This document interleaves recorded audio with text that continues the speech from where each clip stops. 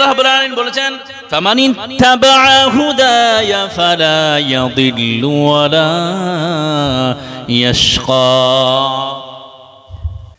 এটা সূরা তাহা 16 নম্বর পারা 19 নম্বর পৃষ্ঠা 12 নম্বর লাইনের 124 নম্বর আয়াত। এটা তফসির খুলুন, তফসির মারিফুল কোরআন, তফসির তাবারি, তফসির কুতুবি, তফসির আইজাহুত তাফাসির, তফসির ইবনে কাসির, তফসির মারিফুল কোরআন থেকে শোনাচ্ছি।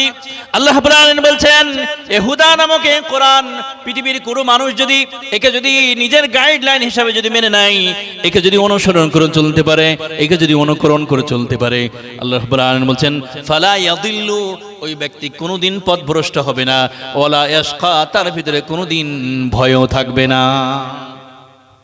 আল্লাহর কথা, এটা আমার কথা না, জবান আমার, কিন্তু কথা কার?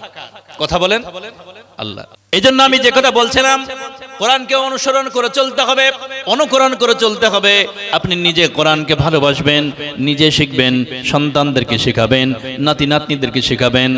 এটা যদি আপনি শিখতে পারেন, রাসূল সাল্লাল্লাহু আলাইহি সাল্লাম বলেছেন খায়রুকুম মান তাআল্লামাল কুরআন ওয়া আল্লামা। রাসূল বলেছেন দুনিয়াতে হাজারো শিক্ষক থাকবে, হাজারো উস্তাদ থাকবে, হাজারো ছাত্র থাকবে, কিন্তু যারা দুনিয়াতে কোরআনের ছাত্র এবং কোরআনের শিক্ষক, আল্লাহর নবী বলেছেন এটা আল্লাহর কাছে সব থেকে এরা হলো প্রিয়, সব থেকে প্রিয়। যারা কোরআনের ছাত্র এবং কোরআনের উস্তাদ, যারা কোরআন শিখে এবং যারা শিখায়, আল্লাহর নবী বলেছেন, নিজে সার্টিফিকেট দিয়েছেন যে এরা দুনিয়ার মধ্যে সব থেকে আল্লাহর কাছে উত্তম। এই ছাত্ররা আল্লাহ বেশি ভালোবাসেন। এই জন্য আপনার সন্তানকে যদি সব থেকে ভালো ছাত্র, আল্লাহর কাছে দামি যদি বানাতে চান, আপনার সন্তানকে কোরআন শেখান। আপনার সন্তানকে মাস্টার ডাক্তার করতে আপনি নিষেধ করছে না, প্রথমেই কোরআনটা শিক্ষা দেন, তারপরে আপনি মাস্টার ডাক্তার যা করবেন, উকিল ব্যারিস্টার আপনার সামর্থ্য অনুযায়ী আপনি করতে পারেন, কোনো অসুবিধা নেই, কিন্তু কোরআনটা শিখান। রাসূল সাল্লাল্লাহু আলাইহি সাল্লাম দুনিয়া থেকে যখন বিদায় নিয়ে চলে যাবেন, সাহাবীরা খুব মন খারাপ, সাহাবীদের অনেক মন খারাপ, সাহাবীরা বসে বসে কান্না করছেন। রাসূল সাল্লাল্লাহু আলাইহি সাল্লাম ডাক দিয়ে বললেন কি হলো আমাদের সাহাবীরা, কেন তোমরা কান্না করছো বলো? সাহাবীরা ডাক দিয়ে বলেন ইয়া রাসূলুল্লাহ, আপনি যদি দুনিয়া থেকে বিদায় নিয়ে চলে যান, তাহলে আমরা কাকে অনুসরণ করব? আমরা পথভ্রষ্ট হয়ে যাব নাকি? রাসূল সাল্লাল্লাহু আলাইহি সাল্লাম বললেন ও আমার সাহাবীরা, শোনো শোনো, আমি দুনিয়াতে চলে গেলে কি হবে?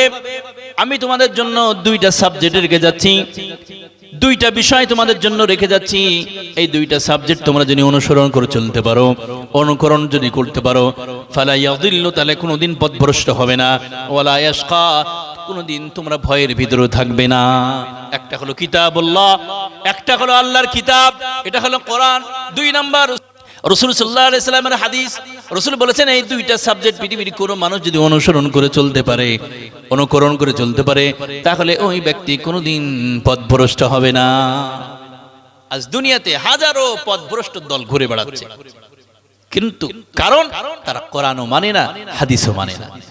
তো রাসূল বলেছেন আমার সাহাবীরা, ওগো আমার উম্মতরা, আমি তোমাদের জন্য দুইটা সাবজেক্ট রেখে গেলাম, খবরদার এই সাবজেক্ট দুটো তোমরা ফেলে দিও না, একে বুকে আগলিয়ে রেখো, একে অনুসরণ করো, নিজে শিখো, সন্তানদেরকে শিখায়ও, তাহলে তোমাদের দুনিয়াও ভালো হবে, আখিরাতও ভালো হবে।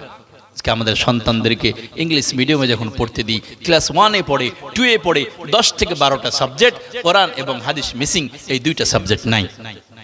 অথচ রাসূল সাল্লাল্লাহু আলাইহি সাল্লাম যে যুগে এসেছিলেন, অন্ধকারের যুগ, একবারে বর্বরতার যুগ, রাসূল সাল্লাল্লাহু আলাইহি সাল্লাম এই কোরআন পরশ পাথর দিয়ে ওই সাহাবীদেরকে, ওই মানুষগুলোকে চেঞ্জ করে দিলেন, পরিবর্তন করে দিলেন। তারা দুনিয়াতে থাকতেই আল্লাহ রাব্বুল আলামিন খুশি হয়ে তাদেরকে টাইটেল দিয়েছিলেন রাদিয়াল্লাহু তাআলা আনহু, যে আমি তাদের উপরে রাজি, তারাও আমার উপরে রাজি, আমি তাদের উপরে রাজি।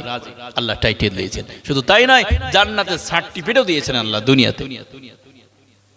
কোরআন অনুসরণ করেছিলেন, দুইটা সাবজেক্ট, কোরআন এবং হাদিস, দুইটা সাবজেক্ট অনুসরণ করার কারণে তারা এত বড় মানুষে পরিণত হয়েছে। আজকে আমাদের এত দুর্দশা, কারণ এই কোরআন থেকে আমরা দূরে।